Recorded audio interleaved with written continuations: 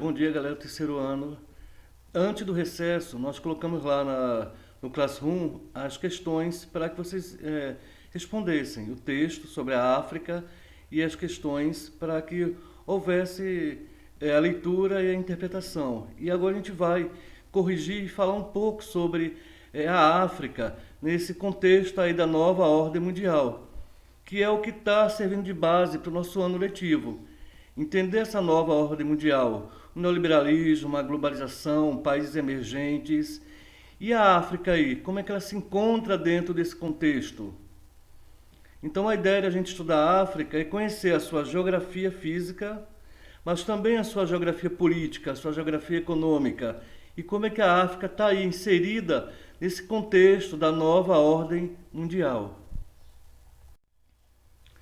Então a primeira questão era: quais os principais fatores responsáveis pelos conflitos no continente africano?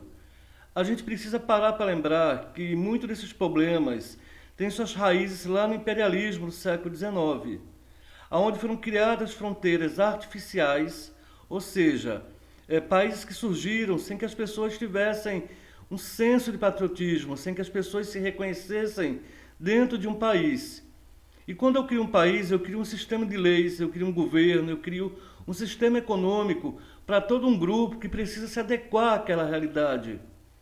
Então, esses fatores aí, esses problemas da África, na atualidade, muitos deles têm origem lá no imperialismo, quando os países da Europa, com os Estados Unidos, o Japão, dividiram entre si e fatiaram o continente africano de acordo com seus interesses, criando aí as chamadas fronteiras artificiais. Então esses problemas, alguns deles, nós podemos citar aí como disputas territoriais, porque até hoje essas fronteiras artificiais não conseguiram ainda resolver essa questão da onde começa o meu território, da onde termina, que interesse eu tenho em tal território. Então muitos países acabam entrando em conflito ainda, porque essas fronteiras elas ainda não são muito claras. Golpes de estados, a gente sabe que países novos, nações que foram recém-criadas, elas ainda estão caminhando dentro desse contexto de ter um sistema político eficaz, de ter um sistema político, seja ele republicano, monárquico, mas que seja um sistema sólido. Então, como não há essa solidez, esses golpes de Estado, ou seja, o poder tomado à força, geralmente com o uso de forças militares, é comum no continente africano, em algumas áreas específicas. Rivalidades tribais, certo? Sejam elas por questões étnicas ou religiosas. Aí é o caso específico aí de Ruanda, de Angola, porque quando essas fronteiras artificiais elas foram criadas, colocaram para habitar o mesmo território, seguindo as mesmas leis, povos e tribos que eram rivais entre si. Historicamente elas já brigavam, elas já estavam em conflito. E quando eu coloco eles para morarem no mesmo território e seguindo as mesmas leis, essa rivalidade entre essas tribos, elas acabam aflorando com maior facilidade, levando aí a conflitos no território africano. Disputa por água, por recursos minerais, certo? E a imersão do povo que está na miséria. Então são coisas que eles vão brigar por água, por recursos, que consiga tirar a sua população da miséria. Aí acabam entrando em conflitos. E esses conflitos é que estão dificultando o desenvolvimento do continente africano. A segunda questão, ela foi tirada de uma questão de vestibular da Universidade Federal de Roraima, e ela dizia o seguinte: até o final da década de 80, existiam na África 13 conflitos regionais: Angola, Etiópia, Libéria, Sudão, Chade, entre outros. Um ano depois, esse número diminuiu para 6, diante dos altos custos de sua manutenção, com o relaxamento das tensões Estados Unidos e União Soviética. Aí lembrem, do final da Guerra Fria, a gente está aí no período de desmantelamento do socialismo soviético. Os países africanos também deixaram de ser o desencalhe de armas convencionais dos dois países. Entre 1984 e 1987, as despesas militares diminuíram de 5,2% do PNB. Lembra o PNB? Produto Nacional Bruto? Acumulado dos países em conflito para cerca de 4,3%.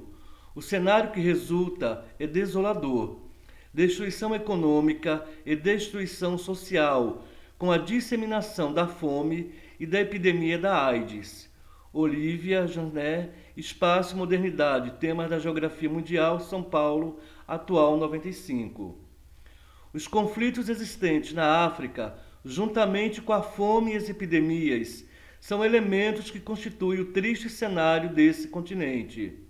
Entre as explicações para compreendermos a existência dessas intermináveis guerras regionais, podemos apontar que letra A. A atual disputa pelo potencial mercado de alimentos impulsiona as grandes potências africanas a investirem maciçamente na produção e venda de armamentos. Bem, essa letra A ela é incorreta basicamente por uma questão. Nós vimos lá no texto que os países africanos, na verdade, eles eram compradores de armas da União Soviética e dos Estados Unidos, dentro daquele contexto da Guerra Fria. Lembram? É só voltar lá na questão e ler o enunciado, que a gente consegue compreender que é justamente ao contrário. Eles não são fabricantes de armamentos bélicos, até porque eles não têm tecnologia suficiente para ter uma indústria que consiga vender esses armamentos. Não é uma característica africana a produção industrial, principalmente bélica. Letra B. O continente africano exerce importante papel estratégico nas relações políticas e ideológicas entre os países que compõem os blocos econômicos mundiais. Aí a gente precisa parar e refletir sobre alguns aspectos, até dizer que a letra B é incorreta. Primeiro, não houve um interesse imediato da ONU e dos Estados Unidos em combater esses conflitos étnicos na África, justamente porque na visão econômica deles eram países insignificantes. Por isso que a guerra de Ruanda ela se prolongou por tanto tempo e outras guerras. A de Angola ela ainda teve um certo olhar, porque Angola é produtor de diamantes e petróleo, entre outros recursos naturais que interessam aos norte-americanos. Certo? Então a gente pode afirmar aí que o continente africano ele ainda não desperta nos países dominantes mundiais esse interesse. Por isso que esses conflitos lá na África, eles acabaram se prolongando e gerando uma carnificina muito grande, porque não houve uma ajuda, não houve uma interferência dos países que poderiam, naquele momento, pararem os conflitos. Letra C. Os conflitos ocorrem por conta do interesse de diversas tribos em construir um espaço comum africano para agregar as diversas comunidades em um mesmo grupo étnico, linguístico e cultural. Se a gente voltar lá na primeira questão, a gente disse que esses conflitos aí na África são motivados por vários fatores e que um deles é justamente essa guerra ideológica, seja ela étnica ou religiosa. Por isso a letra C ela é incorreta. Então, obviamente, só sobrou a letra D como correta. As atuais fronteiras foram traçadas pelos colonizadores europeus sem respeitar a antiga organização tribal e a distribuição geográfica das etnias no continente.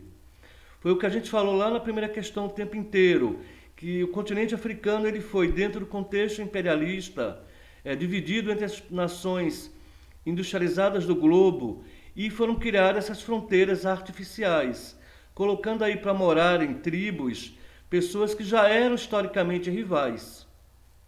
Então, por isso que a gente tem ainda essa prolongação desses conflitos.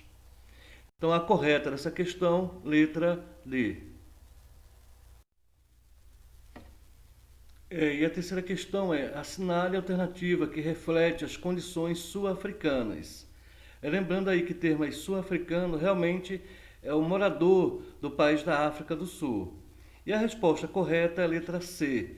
Após um boom de crescimento pós-apartheid, a África do Sul tem apresentado vários problemas que se refletem na sociedade local.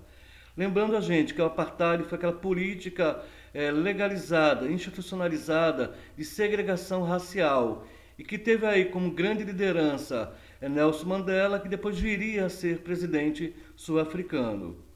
Então aí, quando começa o fim do apartheid, a África tem um crescimento muito grande, mas que depois ele dá uma freada, porque vão surgindo problemas internos, falta de mão de obra qualificada, disputas políticas, corrupção, gastos enormes com a Copa do Mundo, que vão acabar que meio que freando esse crescimento.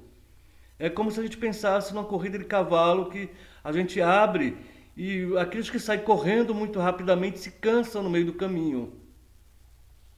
É, Foi um crescimento que no início foi muito rápido e depois que foi perdendo gás por conta de problemas internos da própria África.